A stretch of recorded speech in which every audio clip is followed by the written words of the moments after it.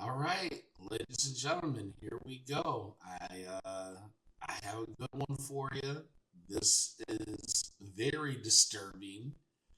Uh, let's just go ahead and get into it. All right, I am Maddie with the Terrible People podcast, where we go ahead and we state the obvious because, well, somebody has to. Praise God. So let's go ahead and just get right into this. A man says two women kidnapped him at gunpoint and forced him into sex work. Records backing up the victim's story, and he's sharing it only on 13. ABC 13's Luke Jones is live at the Harris County Jail detailing those 6 days of terror, Luke. Yeah, what a terror it was. So far, the only charges are aggravated kidnapping, but this man says in reality he was really the victim of sex trafficking. Masterminded, he says, by a woman who called herself Cookie. Look at this man. Why does he want to laugh? It was really ghetto. It was scary. A young man who still shudders when he thinks about all he endured. For almost a week, he says he was held captive in a room at the Regency Inn on Cypress Station. Oh yeah, when you see them little raggedy hotels like that, they pushing pee out of there. Stay away. Forced, he says, to have sex for money. Or blurring his face to protect his privacy. There were a lot of crackheads, like a lot of them, like a lot of sketchy homeless people. A life, he says, he never imagined for himself. On the Harris County Sheriff's Office says he was sucked into October 18th. That's when they say one of the victim's friends, Esmeralda Pena, invited him to the Regency. She said that she had a job for me. Like she was gonna help me make some money because I didn't have a job. Once here, he says he was introduced to this woman, Herbert Fart. Oh, yo.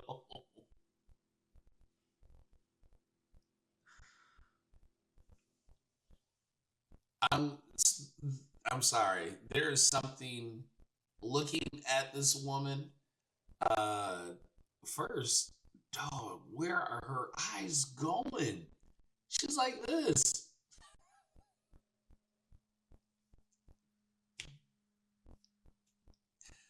Hey man, this is what it's just. It's better to get a job at McDonald's. All right. If these are the people who came up to you like, "Hey man, I got something for you to do. You got to use what you got to get what you want."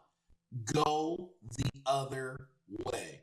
That's this goes for men and for women because nothing good is clearly going to come from somebody who looks like this. This woman looks like Ratchet Crockett after, I mean, Jesus Christ. Not even Jasmine Crockett's wigs are that dusty. God damn. Woof. That does look like one of her people, though. Jasmine. Although they met, he said she went by a different name. Her name was Cookie. Cookie, he said. He said about signing him up for That ain't no cookie, bro. I told him he'd have to have sex with men for money. The next day, he says he saw an opportunity to escape and return home. But just 4 hours later, deputies say a doorbell camera shows Pena and Fards at the victim's front door, this time with an armed man. Investigators say they and Nixon Simmons. Oh!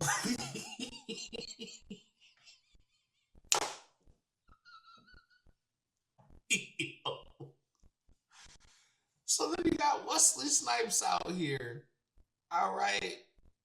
You got Wesley Snipes out here with some lashes on. Oh my god. Yo, send the fucking asteroid, bro.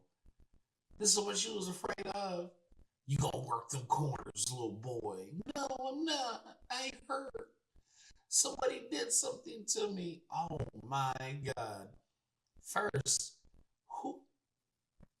who do you think raised such a weak man?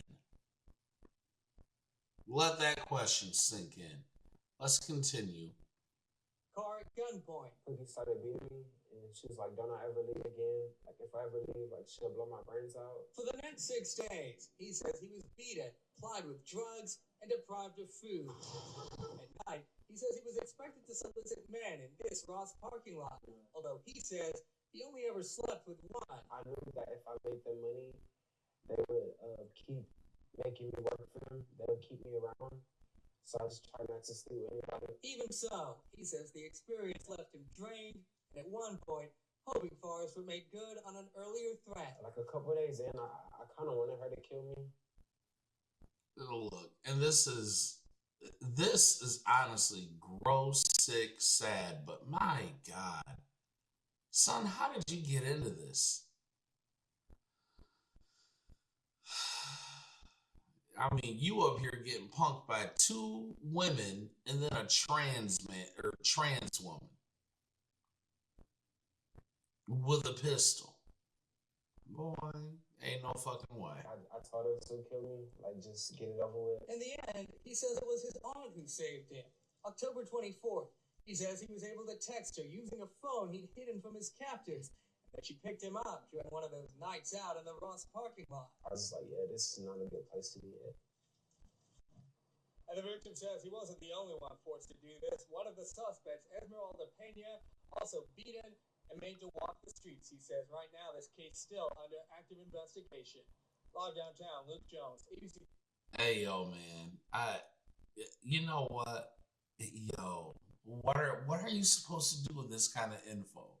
Right? I mean, these are, hey, I don't think I have anything to add to this. I really don't. I think I have been, I think I've been cured for today. I have nothing else to add. Ladies and gentlemen, feel free to comment, like, share, subscribe.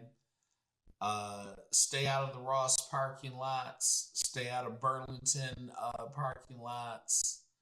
You know, City Trends parking lots. Y'all need, if you want to go somewhere, you need to go to like TJ Maxx at the lowest, and you need to start bossing up. You need to start going to, I don't know, Nordstrom's, where the clientele is a little bit better, because I have never seen somebody get sex trafficked out of there. That is absolutely disgusting. Again, this is why I don't shop at Walmart, right? Because I don't want Walmart outcomes, man. These people out here getting ready to crash out. These hoes right here, boy, let me tell you. This is the proof.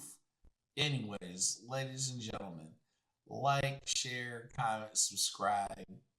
I mean, God be with this man. He's going to need to get some STD tests after what he was forced to do.